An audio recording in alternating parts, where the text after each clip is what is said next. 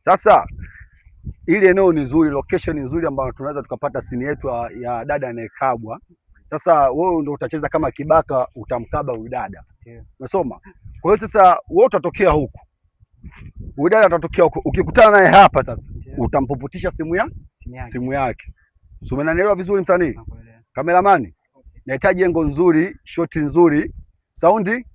Naomba saundi urekodi vizuri. Kwa hiyo tunaanza sini yetu. Haya, wewe sogea huku, dada huko. Mnakuja kukutana hapa. Sawa. Umesoma wasanii? Ndio. Haya, dada hapo panatosha. Kameramani? Dada, action. Sogea. Piga shot kali kameramani. Piga shot ya kwenda. Mambo. Nzima. Sikiliza, nahitaji ile tambo dada yangu.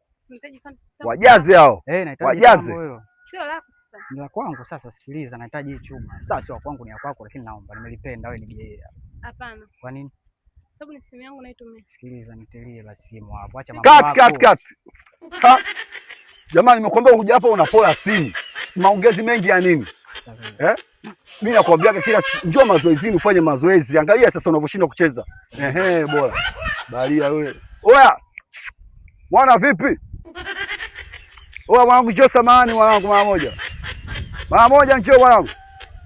Oya, sababu mshikaji ndo anafaa kucheza kasi ya uni. Kimwangalia tu mwenyewe. Haina sio mambo ya props na nini.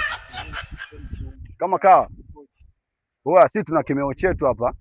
Sema tumeplaya msanii mmoja